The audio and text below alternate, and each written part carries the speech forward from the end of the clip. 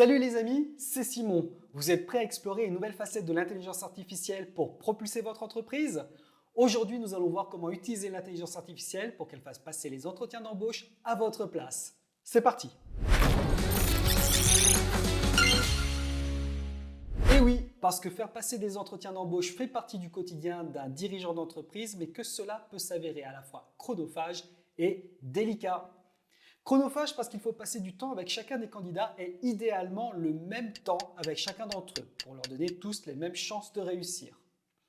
Délicat parce que des fois il s'agit de postes techniques pour lesquels vous ne connaissez pas forcément grand-chose, mais également parce que vous pouvez être influencé de manière émotionnelle et humaine vis-à-vis de la personne que vous avez en face de vous, et ce qui pourrait faire que votre jugement ne serait plus objectif mais subjectif. Eh bien, heureusement, l'intelligence artificielle peut venir à notre secours et faire passer l'intégralité de l'entretien d'embauche par elle-même. Nous allons donc voir dans cette vidéo deux simulations d'entretien d'embauche. Une simulation où on va se faire passer pour un candidat qui a les compétences, pour voir déjà dans ce contexte comment l'intelligence artificielle réagit, et une autre simulation dans laquelle on va se faire passer pour un candidat qui n'a pas du tout les compétences et qui à la limite ment pour obtenir le poste, et on va voir si l'intelligence artificielle le détecte. Nous allons utiliser pour cette expérience l'intelligence artificielle Audis, mais vous pourriez utiliser n'importe quelle autre intelligence artificielle générative, de préférence une de dernière génération comme ChatGPT 4 ou encore Falcon 105 ou Mistral AI. Nous sommes donc dans l'interface d'Audis. Et nous allons commencer par lui donner un prompt. Et c'est peut-être l'étape la plus importante. Il faut bien expliquer à l'intelligence artificielle générative ce que vous attendez d'elle. Alors voici ce que j'ai mis. J'aimerais que nous fassions une simulation de recrutement. Tu vas te faire passer pour la recruteuse et moi pour le candidat. Le poste à pourvoir est celui d'un développeur front-end senior. Il est très important que tu évalues précisément le niveau technique du candidat. Tu ne dois pas croire tout ce qu'il te dit, notamment s'il affirme avoir certaines compétences. Tu dois toujours vérifier qu'il dit la vérité en posant des questions techniques ou en demandant carrément du code si nécessaire. J'ai choisi délibérément un exemple de candidature un petit peu techniquement complexe pour vous montrer que même si vous n'y connaissez rien en développement informatique, vous pourrez maintenant recruter des gens qualifiés. Regardons ce qu'elle nous répond. Très bien Simon, commençons l'entretien. Pourriez-vous me parler de votre expérience en tant que développeur front-end senior? Oui, j'ai réalisé 2 interfaces de boutique e-commerce. C'est très intéressant Simon. Pourriez-vous me donner plus de détails sur les technologies que vous avez utilisées pour développer ces interfaces e-commerce? De plus, avez-vous rencontré des défis particuliers lors de ces projets et comment les avez-vous surmontés? Donc c'est très intéressant les questions qu'elle pose. Elle demande des questions très spécifiques, pas du tout générales. Elle veut rentrer dans le vif du sujet et en plus elle veut focaliser sur les capacités du candidat à résoudre des problèmes. Donc pour le moment ça se passe très bien. Je réponds donc, j'ai utilisé React.js. Le principal défi était l'intégration des moyens de paiement en ligne. J'ai pu résoudre ces problèmes en me documentant et en faisant des recherches sur Internet. C'est très bien Simon, React.js est une technologie clé pour un développeur front-end.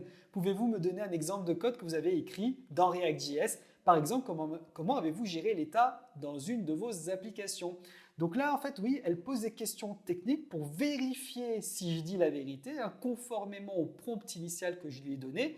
Elle veut vérifier, évidemment, que mes connaissances sont bien celles que j'affirme. Et donc, du coup, je vais jouer le jeu, je vais donner une bonne réponse, const loading, set loading, etc.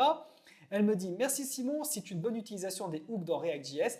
Pour aller plus loin, pouvez-vous me dire comment vous gérez les erreurs dans votre application React, par exemple si une requête API échoue ?» Effectivement, une interface front-end React.js communique normalement avec un back-end. Et donc, sans rentrer dans les détails, il y a effectivement des erreurs à gérer et apparemment, elle le sait et donc elle pose la question. J'utilise try et je gère l'erreur avec un catch, par exemple. Donc, c'est effectivement comme ça qu'on fait normalement. On va voir ce qu'elle en dit. Très bien, Simon. La gestion des erreurs est un aspect essentiel du développement front-end. Pourriez-vous m'expliquer comment vous testez votre code? Utilisez-vous des frameworks de tests spécifiques? Et là, elle rentre dans un domaine vraiment extrêmement important. Et quelqu'un qui ne connaît pas vraiment le développement informatique pourrait passer sur ça. Or, les tests de votre logiciel sont extrêmement importants et même fondamentaux. Et on va voir un petit peu si elle comprend ce que je vais lui répondre. J'utilise des tests unitaires. Et je m'arrête là pour voir si elle va essayer de creuser, parce que c'est un petit peu facile de répondre ça. C'est une bonne pratique, Simon. Pourriez-vous préciser quel outil ou quelle bibliothèque vous utilisez pour vos tests unitaires et pourriez-vous me donner un exemple de test que vous avez écrit? Je crois que là, franchement, elle ne laisse passer rien du tout. Elle veut vraiment vérifier si le candidat dit la vérité. Il ne s'agit pas, vous voyez, simplement de répondre oui à ces questions, hein. Il faut prouver qu'on le sait vraiment. Donc je dis, j'utilise Jest, qui est un framework connu, et on va voir ce qu'elle dit. Excellent choix, Simon. Jest est un cadre de test populaire et puissant. Pourriez-vous me donner un exemple de test unitaire que vous avez écrit avec Jest? Alors là, je la félicite. Bravo Odys, parce qu'effectivement, on peut effectivement dire Jest, parce que si on a un petit peu de culture générale dans le domaine, c'est quelque chose qui vient à l'esprit. Et là, elle demande carrément du code tel que je l'ai spécifié dans le prompt. Donc là, je lui mets un vrai code, d'un vrai test en utilisant Jest, et on va voir si elle le comprend. C'est un très bon exemple, Simon. Il montre que vous savez comment tester les interactions utilisateurs et les validations de formulaires. Pour approfondir, pourriez-vous me dire comment vous organisez votre code pour le rendre maintenable et évolutif? Utilisez-vous des principes ou des modèles d'architecture spécifiques? Elle ne me lâche pas du tout. Elle veut vraiment savoir si je suis un vrai développeur. Je réponds, j'utilise l'architecture donnée par Next.js et je mets les tests dans le dossier test. C'est une bonne approche, Simon. L'organisation du code est cruciale pour la maintenabilité et l'évolutivité. Vous semblez avoir une solide expérience en tant que développeur front-end. Avez-vous déjà eu à travailler en équipe sur un projet? Si oui, comment vous êtes-vous organisé pour collaborer efficacement? Alors là, j'applaudis encore une fois des deux mains parce qu'elle ne se limite pas aux connaissances techniques du candidat, mais elle veut également vérifier s'il est capable de travailler en équipe. Et ça, on sait que c'est quelque chose de fondamental, notamment dans le domaine informatique où on travaille souvent dans des équipes. Et donc, elle vérifie ça aussi. Et ça, je ne lui ai pas demandé au passage. Oui, j'ai déjà travaillé en équipe. Je travaillais notamment beaucoup avec le développeur back-end et l'infographiste. C'est excellent, Simon. La collaboration est une compétence clé dans le développement de logiciels. Pourriez-vous me donner un exemple où vous avez dû résoudre un conflit ou un désaccord au sein de l'équipe? Comment avez-vous géré cette situation? Et là, c'est encore une fois excellent puisqu'en fait, elle cherche à savoir, voilà, est-ce que j'ai travaillé en équipe? Je réponds oui, mais elle veut savoir s'il y a déjà eu des situations conflictuelles et voir si j'ai pu résoudre ce problème ou pas, d'accord? Donc, je réponds, une fois avec le dev backend, nous étions en désaccord sur une API à créer, mais nous avons discuté de cela et tout arrangé. C'est bien de savoir que vous êtes capable de résoudre les conflits de manière constructive, Simon. Avec tous ces Simons-là, en tout cas, je ne risque pas de m'oublier mon prénom. La communication est un aspect essentiel du travail en équipe. Pour conclure, avez-vous des questions à me poser sur le poste ou l'entreprise? Encore une fois, excellent. En entretien d'embauche, généralement, on pose cette question déjà parce qu'il s'agit d'un échange avec le candidat, donc les questions ne vont pas à sens unique normalement, mais ça permet également de tester si le candidat a une curiosité, s'intéresse vraiment à votre activité. Et je réponds, que fait votre entreprise? Et là, elle me dit, notre entreprise est une start-up technologique spécialisée dans le développement de solutions logicielles innovantes. Nous avons une variété de projets en cours, allant du développement web à la création d'applications mobiles, etc., etc. C'est incroyable parce que ça, en fait, je ne lui ai pas dit et c'est elle vraiment qui l'a formulé suivant ses propres mots. Merci Odys, nous arrêtons là la simulation et maintenant j'aimerais que tu me fasses un compte rendu sur ce candidat parce que maintenant, voilà, l'idée c'est que l'intelligence artificielle fasse passer tout cet entretien et que moi à la fin je reçoive uniquement un compte rendu pour savoir s'il est nécessaire ou pas que j'aille plus loin avec cette personne. Et elle me répond quoi? Très bien Simon, voici mon compte rendu. Simon a démontré une solide expérience en tant que développeur front-end, merci. Ayant travaillé sur des projets d'interface de boutique e-commerce, il a une bonne maîtrise de React.js, comme le montre son utilisation des hooks et de la gestion des états. Vous voyez qu'elle justifie tout, hein. Elle ne fait pas un simple résumé, oui, non, allez plus loin ou n'allez pas plus loin. Elle justifie ce qu'elle affirme. Il a également démontré une bonne compréhension de la gestion des erreurs. Simon utilise Jest pour les tests unitaires et a fourni un exemple de test bien structuré. Sa compréhension des tests montre qu'il est capable de garantir la qualité du code. Il a une bonne organisation du code en suivant l'architecture donnée par Next.js, ce qui facilite la maintenabilité et l'évolutivité du code. Simon a également démontré des compétences en matière de travail d'équipe et de résolution de conflits, ce qui est essentiel pour le développement de logiciels en équipe. En conclusion, Simon semble être un candidat compétent pour le poste de développeur front-end senior. Merci Odys de m'accorder cette place. En tout cas, je ne sais pas pour vous, mais moi je trouve que c'est extrêmement bluffant, troublant, En tout cas, elle semble plus que mettre des mots les uns après les autres, elle raisonne et elle est capable de mener un entretien. Alors là, on a fait un test où les conditions étaient idéales. D'accord? Mais nous, ce qu'on veut quand même, parce qu'on sait que ça arrive souvent, on a en face de nous des fois des candidats qui n'ont pas les compétences requises, mais qui essaient de le faire croire, notamment en espérant tomber face à un recruteur qui n'y connaît pas grand-chose dans le domaine informatique. Alors maintenant, on va faire une deuxième simulation et je vais me faire passer pour ce type de candidat et on va voir ce qu'elle arrive à conclure. Très bien Simon, commençons l'entretien. Pourriez-vous me parler de votre expérience en tant que développeur front-end senior? Quel framework avez-vous utilisé et pour quel type de projet? Alors là, je vais lui répondre quelque chose qui est complètement à côté de la plaque, juste pour tester, et je vais lui donner le framework, ou plutôt le CMS WordPress, qui n'est absolument pas un framework front-end JavaScript. Donc je lui dis, j'ai utilisé WordPress un jour pour faire une boutique en ligne.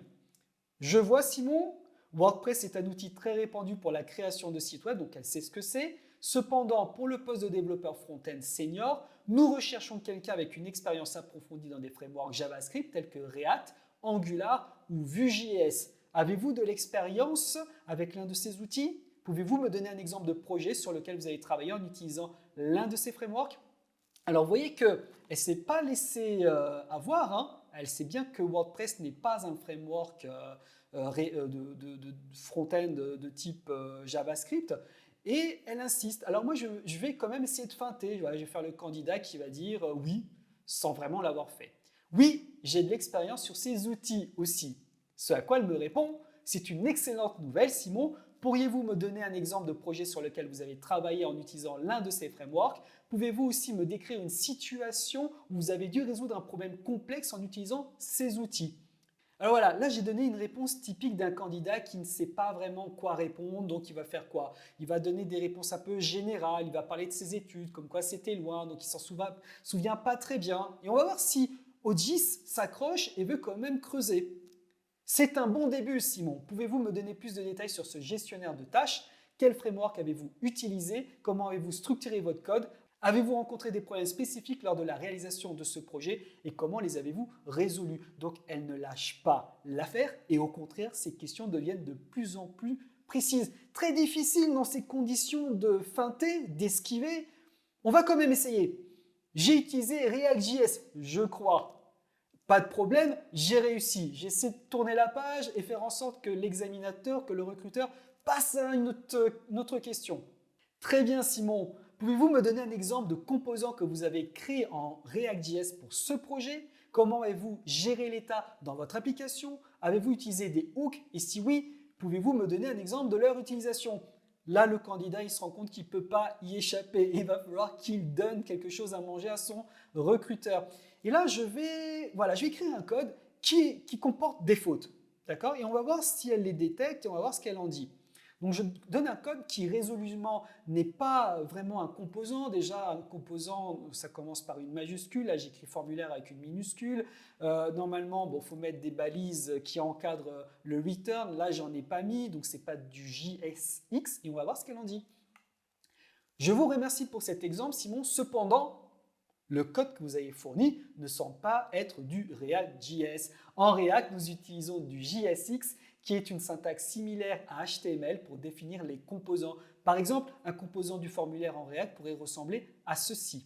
Elle me corrige et elle me donne ensuite un vrai composant React.js. Ensuite, elle me demande, pouvez-vous me donner un exemple de composant que vous avez créé en React.js pour ce projet en utilisant JSX? Elle laisse quand même une deuxième chance, c'est incroyable. Hein? Odys laisse une deuxième chance au candidat pour se rattraper. C'est-à-dire que, vous voyez, elle n'élimine pas complètement, ce qui est tout à fait intelligent de sa part, parce que des fois, les candidats peuvent avoir des lacunes, mais peuvent aussi stresser pendant l'entretien.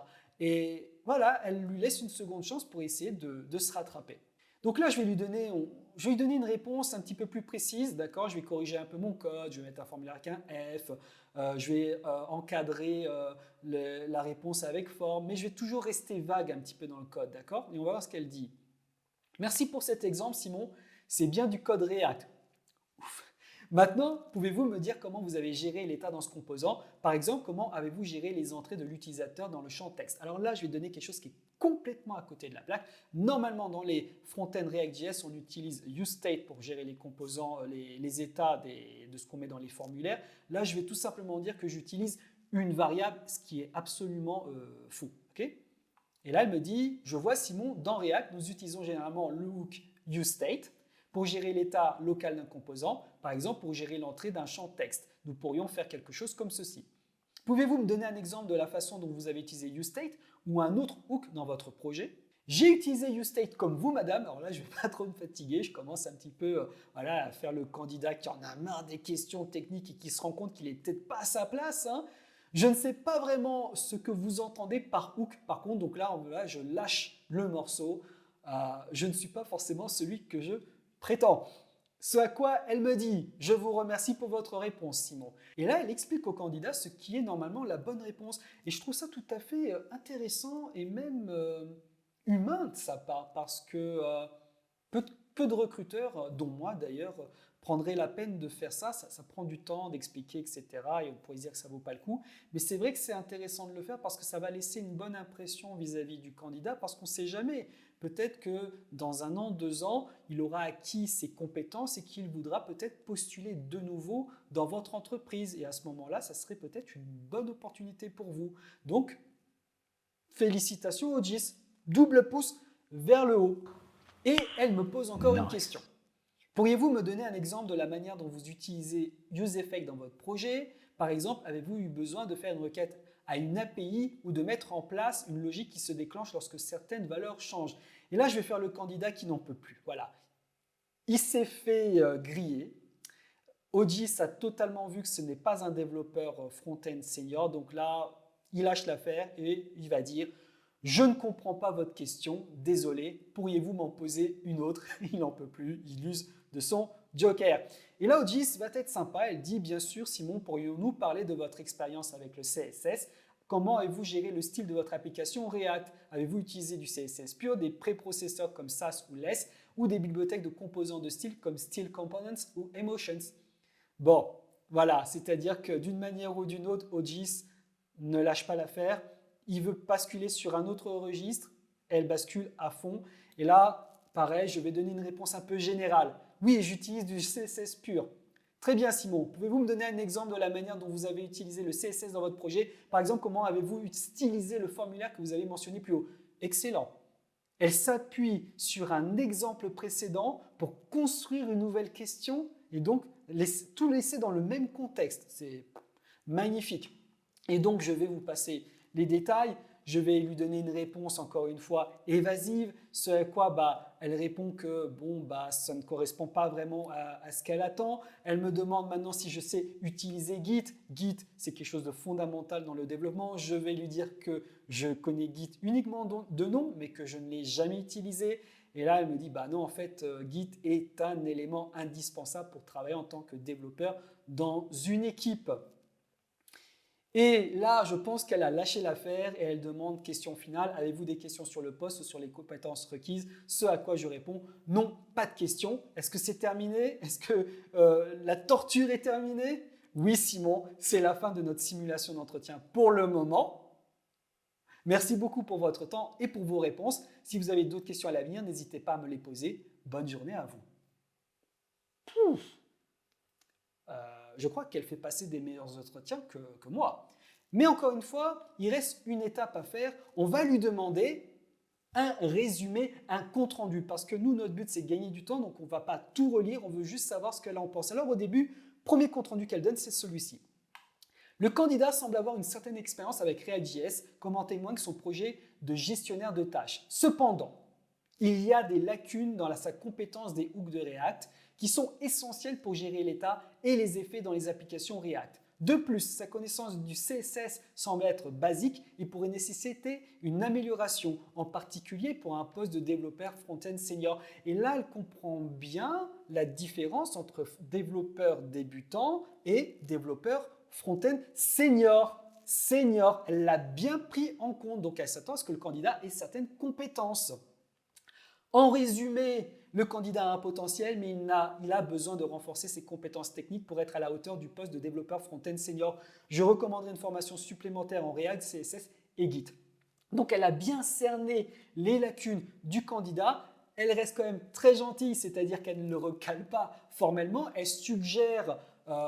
me suggère en tant que recruteur, employeur, de lui donner des formations complémentaires. Mais moi, je vais être très cash et je vais lui dire, je ne compte pas donner de formation, le candidat doit être immédiatement opérationnel. Me conseilles-tu de l'embaucher ou pas? Voilà, je veux savoir si c'est oui ou si c'est non. Elle me répond, dans ce cas, Simon, je ne recommanderais pas d'embaucher ce candidat pour le poste de développeur front-end senior. Ses compétences techniques actuelles ne semblent pas être suffisantes pour qu'il soit immédiatement opérationnel. Il pourrait être plus approprié pour un poste de niveau junior ou intermédiaire, avec la possibilité de progresser vers un rôle senior après avoir acquis plus d'expérience et de compétences.